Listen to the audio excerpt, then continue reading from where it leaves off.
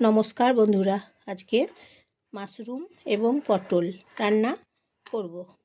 তা পটলগুলো আমি খোলা ছাড়িয়ে নিয়েছি, জল দিয়ে ধুয়ে পরিষ্কার করে নিয়েছি। এই যে মাশরুমগুলোও ধুয়ে নিয়েছি পরিষ্কার করে। মাটি কাদা বালি থাকে তো তাই সব ধুয়ে পরিষ্কার করে নিয়েছি। পাঁচ ফোড়ন দিয়ে রান্না করব। পাঁচ ফোড়নগুলো আমি তাই ভেজে নিচ্ছি, গুঁড়ো করে নেবো, বেটে নেবো। পাঁচ ফোড়ন প্রথমে ভেজে নেবো, তারপর বেটে নেবো, সেই জন্য পাঁচ ফোড়নগুলো ভেজে নিচ্ছি।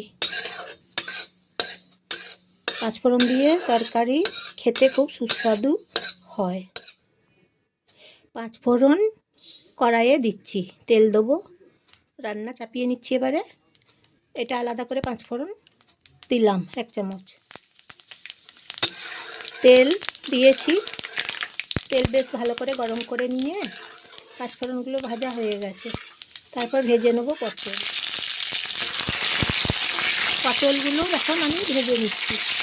আমি জয়া, আপনারা জয়া রান্নাঘর থেকে নমস্কার নেবেন বন্ধুরা। সবাই একটা লাইক করে দেবেন বন্ধুরা, এবং একটা সাবস্ক্রাইব করে দেবেন, শেয়ার করে দেবেন আপনাদের বন্ধুগুলোকে সবাইকে শেয়ার করে দেবেন, এবং কমেন্ট করবেন, বলবেন পটল মাশরুম তরকারি কেমন হয়েছে বলবেন। নিরামিষ তরকারি রান্না করছি আজকে, পটল মাশরুম নিরামিষ তরকারি রান্না করছি। মাশরুমগুলো ভেজে নিচ্ছি, পটলগুলো প্রথমে ভেজে নিয়েছি, তারপর এখন মাশরুমগুলো ভেজে নিচ্ছি। আজকে মঙ্গলবার রান্না করছি, ঘড়িতে 8:45 বাজছে। এখন রান্না করে নিচ্ছি মাশরুম পটল তরকারি।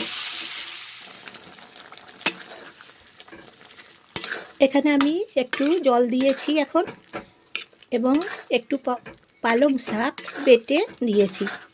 পালং শাক ছিল, নিয়ে এসেছি, একটু বেটে দিয়েছি পালং শাক বেটে পটল মাশরুম তরকারি রান্না করছি।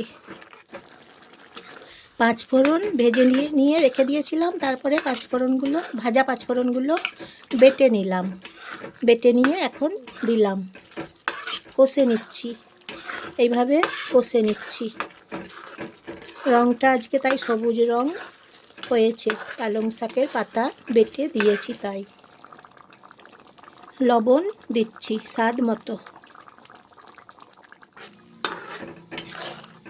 এখন আর একটু জল দিলাম। এখন প্রথমে জল দিয়েছিলাম, কষে নিয়েছি, প্রথমে শুকিয়ে গেছে জল, তারপর দ্বিতীয়বার জল দিলাম।